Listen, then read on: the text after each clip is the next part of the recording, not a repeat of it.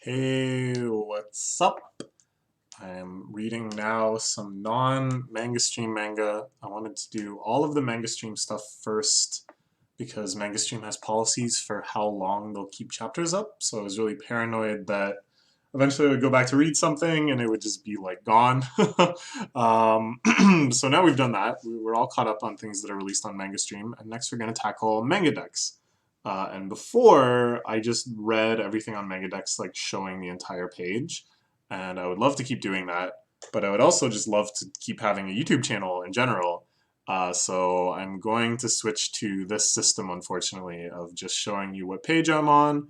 Hopefully you can follow along at home. I think this is a pretty good way to do it because it's something that's like always going to be static. That even as I like scroll around and stuff, it's fine, which is actually better than the one I use for manga stream. Maybe I'll switch over to doing this for manga stream too. Plus you can somewhat easily just get to whatever chapter I'm on. You just type this in the URL and you can see what I'm seeing, which is, of course, based on the title, chapter 300 of Kaiji. I really missed reading manga with you guys during my hiatus. I wish that I could have kept doing it, like in retrospect. Now that I'm more assured that this is actually just something I want to do. A lot of series went through some pretty cool stuff that I really regretted not being able to share with you, but none more so than Kaiji. Kaiji has been so excellent lately, I think, and has had so many pretty wonderful developments that I really regret not being able to share with you. Like Kaiji's mom? Kaiji's mom is here and she's so wonderful. She's such a goofy lady. Kaiji had just gone through and systematically eliminated all of the wiretaps in the house, or not even eliminated, sorry. That would have been too suspicious if he did. He just confirmed that they were there. He was confirmed that he was right and visiting only in person. But he made a big mistake. He made a big oops at the end of the last chapter, did he not? Shouting out in frustration he'd had enough of his mom. Are you nuts? There's no way we're going to take a bath together right now. Has Tei heard? Has the agent stationed outside heard him? I don't know. I don't know. Okay, so... Alright, they're having their little bathroom mediation now. Thinking back. Okay, thinking back. It's the first time since his elementary school days that Kaiji had been in the bathing room together with his mother. Yeah, I suppose so. That's not something you do very much as you age. Tell you what I've discovered. During this apartment that you walk through every day, I checked the living room and the bedroom. Discovered wiretaps set up everywhere. Fun. So she has no idea what's up. She just thought that these people are coming by to inspect the telephones. She fell for that. It's unclear what sort of relationship she has with Kaiji. Kaiji, of course, was very hesitant to see her. I thought that might be because the relationship is strained. I thought also maybe it's because he doesn't want to jeopardize her unnecessarily in any way. Those are kind of the two extreme takes on it. Now I'm thinking it's maybe more that he's just very annoyed by his mother, given how kind of goofy she is. But it's really unclear exactly what the relationship is and what Kaiji's mom knows about him. Does she know that he's a huge degenerate gambling addict? It seems like Kaiji never reached out to her for support in any of his lowest moments when he was colossally in debt or completely broke. So it makes me think that they don't have the best relationship. Somebody's after me. Somebody stop yelling. There's that man. Oh, she works in a grocery store. This creepy old man comes over to the register and starts ogling me all the time. And now he's wiretapping the house.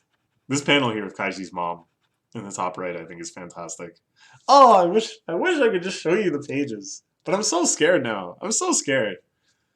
I don't know. We'll have to think about other systems. We'll have to think about some way. But this works for now. It's not great, but it works for now. Anyways, he's the one who did it. If you saw him even once, you'd know. character is so great. This supermarket ogler. I believe that he's a sexual predator. She sold me on it, but that's clearly not the situation. That'll be for the next arc. Sexual predator takedown arc. Kaiji stakes out the supermarket. He challenges the man to some absurd gamble. It ends with his eyes being blinded forever to something. I don't blah blah blah. Creepy old guy didn't do this. Didn't need to see them. There's nobody after you right now. They're after me. Just say that. I'm the one they're after. Yeah. It's after you, Kaiji. I'm excited about going into detail. Yeah. So, I feel like he doesn't want to tell her that he has the 2.4 billion. Given the sort of relationship that I'm extrapolating here. Doesn't want to make her worry, though. She's definitely kind of a worry-wort. And it seems like she really does care about him. Even if the feeling maybe is not that mutual.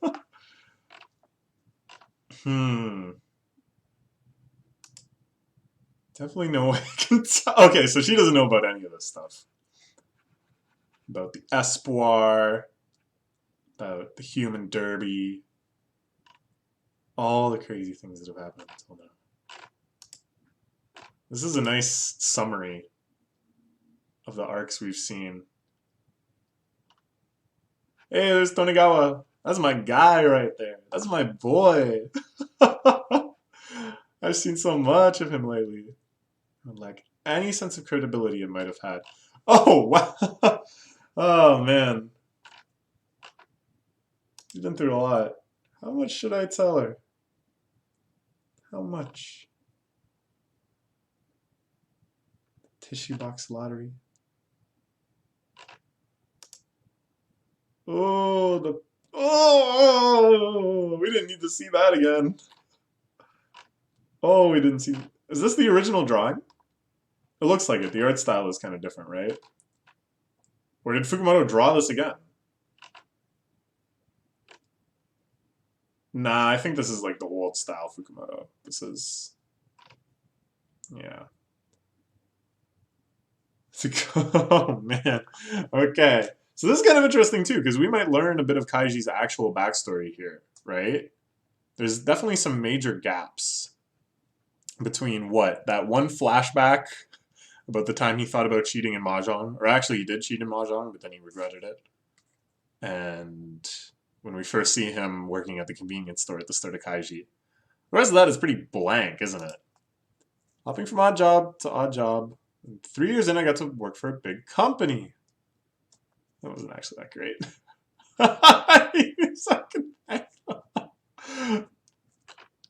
You know, as goofy as Kaiji's mom is, I can kind of see the resemblance. I can kind of see the mental resemblance in that she's always flying off the handle at things. She's always...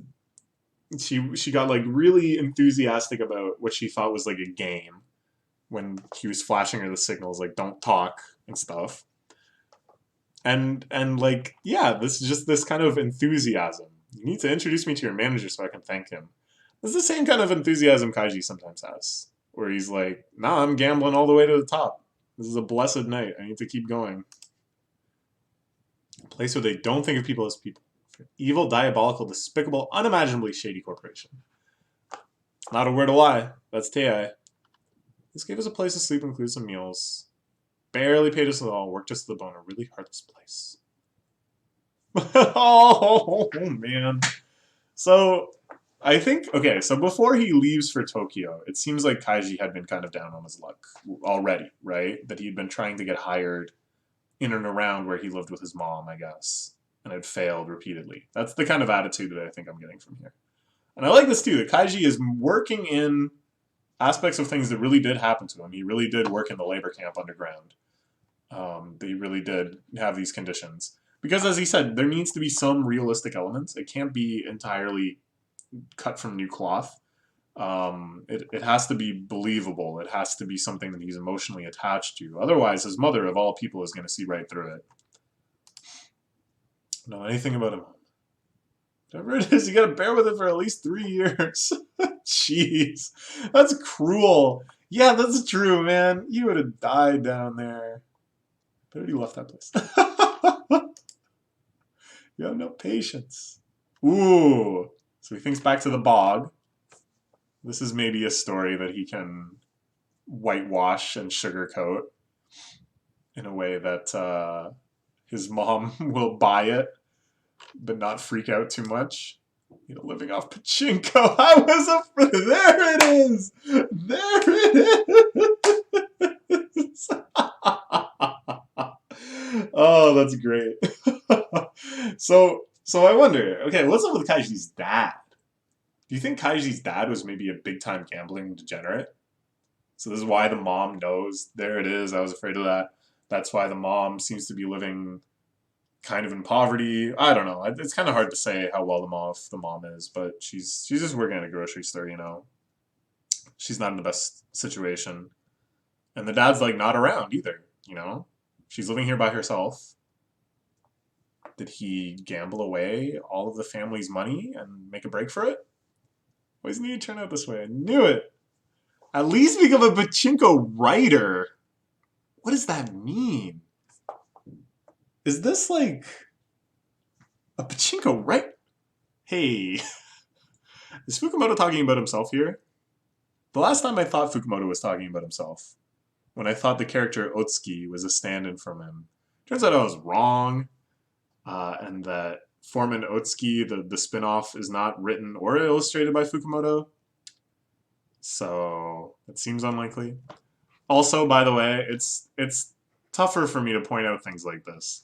But I love this little isometric shot of the bathroom. I like really talking about Fukumoto's style because it's so systematic. There's like kind of a way he always goes about doing things, like the way he frames scenes and stuff.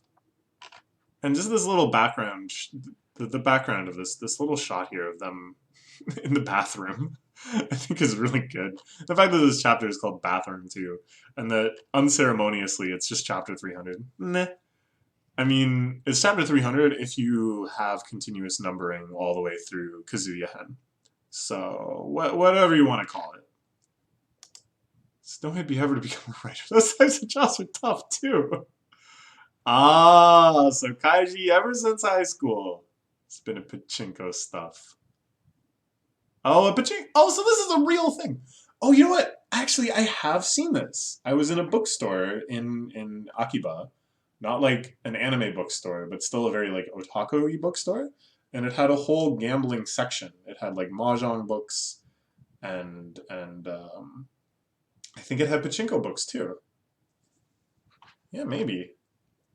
Just for a little bit. I only got to living off of pachinko for a little bit. After that, right away, I met up some people from the shady corporation I met before, my coworkers, and started a business with them. Close enough. Close-ish. Good enough.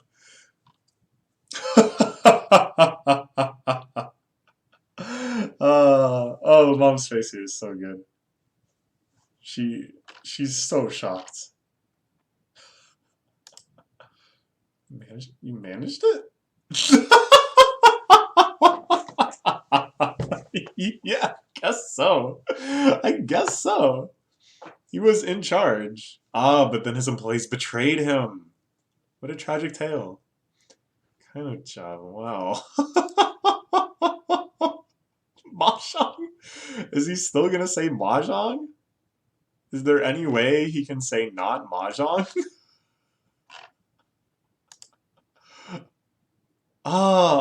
This is so enthralling. I love these little scenes. These little flashbacks, totally reframed by Kaiji's whitewashing. Communications? Maintaining communications is what let us make a profit. Oh, man. Oh, there's such a nostalgia to this. You know, I was thinking a bit ago.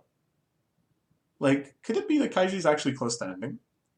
I mean, we've always dreamed about the big final confrontation with Tei taking down the whole corporation, starting at the bottom and working her way up to the top. You know, I fantasized about an arc where he gambles against Kazuya's asshole older brother. But does that really seem right? Does that really seem fitting with Kaiji and how he always is? You know what I would like to see is this. Well, maybe not like, because of course I love this series and I'm not eager to see it end, but if this arc ended with Kaiji taking the money and just heading out somewhere nice with the rest of the Asian trio, wouldn't that just be, wouldn't it be beautiful?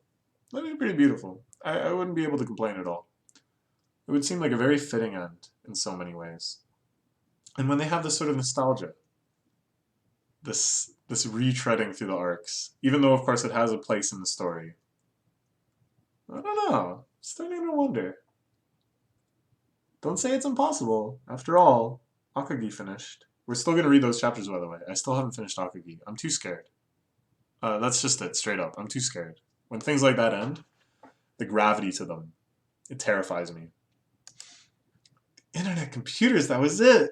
Mom was so bad with this. About that, since there was a betrayal among my coworkers, kind of fell apart right after our first job.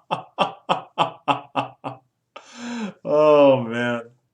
All right, so it looks like this belabored explanation is going to continue in the next chapter, which we will read together. I'm so happy to be sharing these series with you again.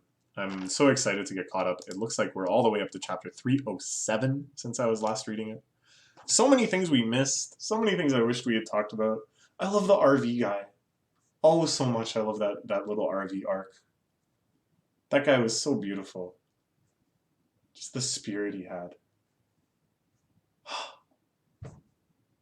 Ah, oh, man. Okay, all right.